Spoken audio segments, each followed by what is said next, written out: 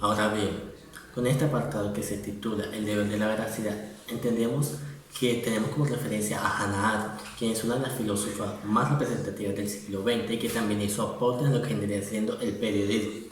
Además, ella estuvo en lo que vendría siendo el juicio del nazi Adolfo Eichmann, en donde hizo opiniones y críticas acerca del seminario de New York, en donde causó polémica debido a que muchos de los judíos no estaban de acuerdo con su opinión, debido a que ella lo catalogaba no como un ser diabólico, sino que hacía parte más de la maldad banal, que ella le define como la ausencia del pensamiento y que va más allá de las libertades de hacer el mal. Es por eso que se crean dos tipos de verdades: la fáctica, que es la más manipulable, en la que está más desigual y en la que es dependiendo de cómo muchas de las personas la miran.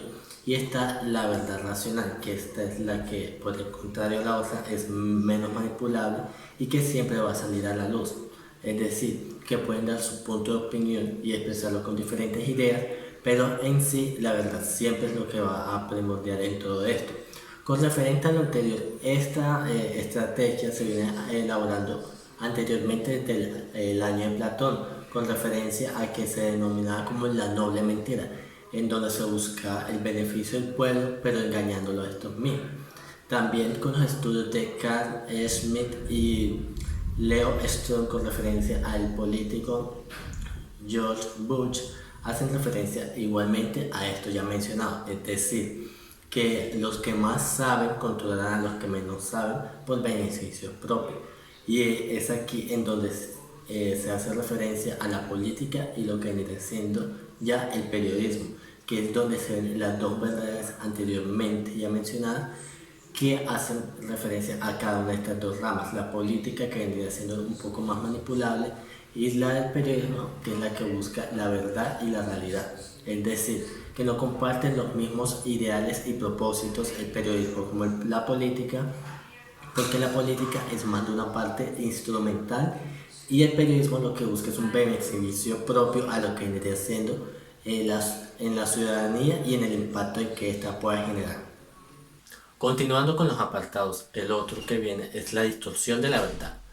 En este se encuentra una cita de Thomas Jefferson que dice que los periódicos tienen que estar clasificados en cuatro apartados: verdad, probabilidad, posibilidad y mentira. Esto no quiere decir que solo rige en la parte de la política, la religión y la publicidad, sino también en el periodismo. Esto surge a partir de las nuevas tecnologías, puesto que sí ha ayudado mucho a la difusión del mensaje. También hay una saturación de información falsa, haciendo que el receptor se confunda y no sepa distinguir entre lo verdadero y lo falso.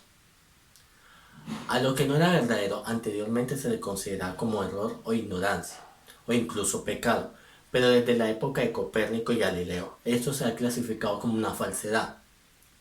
Y siguiendo con lo de las falsedades, en el periodismo existen cuatro tipos. La primera es la de la acción, en donde se encuentra la noticia. En la segunda es la omisión por parte, en donde se ignora una parte. En la tercera es la omisión total, que es ignorada por completo. Y en la cuarta es la desinformación, que es básicamente la distorsión de la verdad. ¿Cómo surge todo esto? Ya se había mencionado, puesto que las nuevas tecnologías ha sido muy conflictiva entre muchas de las cosas. Se dice también que es más fácil hacer prensa escrita que digital. Sin embargo, el periodista puede sacar ventaja de esta situación: ser capaz de buscar toda la información posible acerca de un tema y crear una nueva noticia en donde sea veraz, sostenible y donde la credibilidad y veracidad sea 100% segura. Esta segunda parte del tema es el sándwich y está titulado Modos de afrontar la verdad.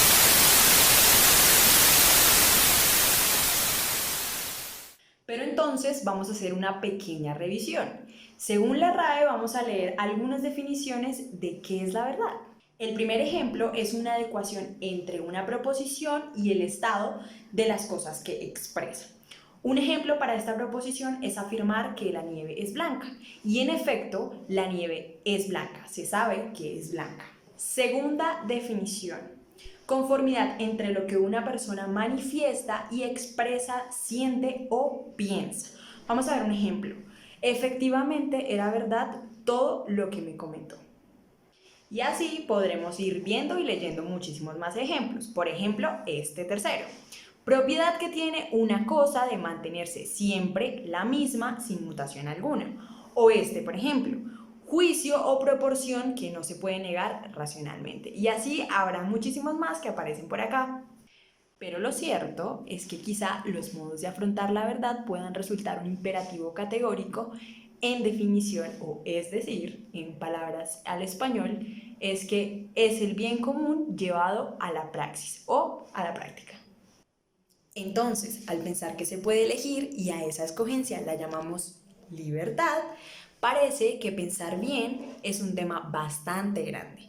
De hecho, a lo largo de la historia humana, por ejemplo, en la Biblia, Juan 18:38 se ve como un gobernador romano que según la época era autoridad política porque el hombre tenía el poder dado por el intelecto y la capacidad de discernimiento.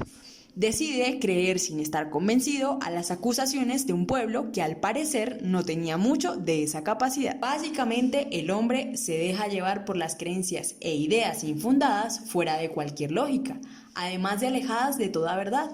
Decide renunciar a esa misma verdad y no puede dejar de preguntarse por la misma, ya que al ver la cara y los rasgos de Jesús, no parece tener mucha relación étnica para ser de procedencia judía, mucho menos el rey de ellos. Lo que quiero resaltar acá es la capacidad de distinguir y defender la verdad de un simple mortal, que para su época no resultó siendo tan simple. Ojo, con esto no estoy cuestionando la Biblia. Estas ideas preconcebidas y juicios de valor los aterrizamos a la realidad, reforzando los cuentos de una sociedad humana que vive cuestionándose en el significado de lo que es falso y lo que es verdadero. De hecho, hay un historiador que me gusta muchísimo, se llama Yuval Noah Harari, y es muy reconocido en este siglo por haber escrito Homo Deus, de animales a dioses, y 21 lecciones para el siglo XXI. Él escribió para la columna de opinión del New York Times algo titulado ¿Por qué la ficción triunfa sobre la verdad? Afirma que muchas personas creen que la verdad transmite poder. Creen que los líderes, religiones o ideologías que malinterpretan la realidad acaban perdiendo ante rivales con una visión más clara. Por ende, creen que apegarse a la verdad es la mejor estrategia para hacerse de poder. Sin embargo, todos por allá en el fondo, muy en el fondo, sabemos que la verdad y el poder tienen significados completamente distintos. Como diría este historiador, los humanos sabemos muchas más verdades que ningún otro animal, pero decidimos también creer en muchas más insensateces. Somos al mismo tiempo los habitantes más listos y los más crédulos del planeta. Pero bueno, esto es un tema para otro día. Ahora, para no perder el hilo, continuemos echando un vistazo y vamos un siglo más atrás. Resulta que en el siglo XX encontramos a una filósofa llamada Hannah Arendt, quien también ejerció un rol periodístico. Y es que esta mujer, incluso en la actualidad, ha sido una vacuna contra todos los discursos pretendidos como verdades absolutistas. O aquí entre nos, ideales que parecen reconfortantes. Pero hombre, dejemos de decirnos mentiras, que estas que parecen verdades nos polarizan. Y como dice mi tía, María, mi amor, eso está más perdido que Leo de Lindenberg. Pero tranquilos, acá vamos a intentar desenmarañar ese enredo. Resulta que Arendt identificó 3 actividades. Labor-vida es todo aquello que nos permite mantenernos con vida, valga la redundancia. En teoría, satisfacer nuestras necesidades más básicas como la comida, vivienda, etc. La segunda es el trabajo. Ella lo relaciona con algo llamado mundanidad. Pero en esta segunda instancia pasamos a producir y fabricar todo tipo de utensilios, maquinaria y así lo demás que ya sabemos. Esto nos distancia de la vida natural, que es lo anteriormente mencionado, aparte de crear y construir nuestro mundo. Y finalmente está la acción, considerada como la actividad más elevada. Acá definimos qué queremos ser, quiénes queremos ser, qué queremos hacer. Esto nos proporciona una identidad, una forma de ser que corresponde a algo que ella llamó pluralidad. ¿Y qué es la pluralidad? Sencillo, la pluralidad es la cotidianidad donde se generan los debates, la política y todo lo que se construya en la esfera pública. En conclusión, traducido al colombiano y al español, usted, señor y señora, es un ser de acción. Usted aparece en el mundo y esas acciones tienen repercusiones con las personas con las que compartes. Pero entonces, ¿qué papel juega el periodismo? ¿O cómo afronta la idea de la verdad? Alguien me explique cómo asume el deber de la veracidad. A ver. Creo que hemos confundido la idea de qué papel juega el periodismo y qué es el periodismo. Para algunos quizá parecerá extraño, pero hay más preguntas como estas. Vamos a leerlas. Entonces, ¿el periodismo cambia dependiendo de los hechos de la diversidad de las verdades? ¿O será que se hizo para actuar con fuerzas políticas y mentirle a la sociedad para confundirla más? Y es que son muchísimas las preguntas acerca de la tarea real del oficio periodístico. Pero acá vamos a aclarar algunas. Y es que es cierto, puede parecer una ironía las posturas e incluso el significado real que se le da en este tiempo al ejercicio periodístico. Sobre todo, ¿qué papel juega la palabra verdad en este oficio? Para algunos puede parecer una ironía, para otros algo acomodado a su antojo. Pero lo cierto es que el periodismo nació como una esperanza que equilibra la balanza de una sociedad que parece un tanto desequilibrada y diversa. Entonces dirán ustedes, no me enrede más y diga para qué es esta carajada. Fuera de todo chiste, el periodismo es un trabajo muy serio. Este es la resistencia en las diferentes opiniones que puedan existir en la llamada realidad y también en la libertad. Veamos un ejemplo. La idea de verdad, hay por lo menos dos modos básicos de afrontar la misma. Esos dos modos no le son ajenos al buen periodista. Veamos por qué. Entonces, esto es un modo de decir y otro de actuar. Están relacionados, pero son completamente distintos. Confiar en la verdad no es solo pues una forma de creer como lo es del todo confiar, sino también, en último término, una forma de actuar. La situación del periodista frente a la idea de verdad es diferente a la de todos los demás. La práctica depende de la calidad y el compromiso de su profesión. Estos modos son el ajuste a la verdad y a decir la verdad. Ahora sí que con este ejemplo espero que ya haya quedado completamente claro cómo enfrenta el periodismo la verdad y todos estos enfrentamientos socioculturales, políticos y demás. Yo traje una lista para que nos quede un poquito más claro qué papel juega realmente el periodismo en todo este tema. En primer lugar, encontramos que la palabra verdad significa fidelidad para el periodista sobre los hechos que informa. Lo segundo es que el periodismo denuncia hechos de interés público. Tercero, es un veedor de información y tal y como señaló Hannah Arendt, es un servidor a la verdad fáctica. Cuarto, la verdad del periodista puede subsistir porque se le puede sustituir, pero no se le puede ocultar. Quinto, el periodismo respeta la verdad y el derecho público a conocerla, revistiéndola desde los diferentes puntos de vista de la realidad. Oigan, este sexto es muy importante, ya que el periodismo se resiste completamente a mezclarse con la propaganda o con la opinión y es completamente independiente. En el séptimo encontramos que el periodista siempre está dispuesto a aclarar o corregir la información sobre sus hechos. El octavo me encanta porque este habla sobre la inmediatez y la interpretación de la realidad. En un principio, los hechos dejan de ser los mismos y el periodista debe tener esa versatilidad suficiente para reconocer la variable de esos hechos. Pues esta calidad y renovación permanente es la que finalmente informa. En el noveno encontramos que son verdades útiles para la sociedad, las cuales responden a sus intereses y no solamente a su curiosidad. Oigan, ya llegamos a la décima y última, en donde la verdad del periodista debe ser completa. Esta no responde solamente a lo que sucede, también debe explorar el por qué, el para qué, el cómo, el dónde y el quién de los hechos. Y así es como llegamos al final de este video. Pero antes de despedirnos, pongámonos un poquito románticos sin descuidar y desprendernos del sentido real de este oficio. El periodismo es el arte de la certeza o de la verosimilitud. Y así puedo citar más autores como Heráclito o Gao.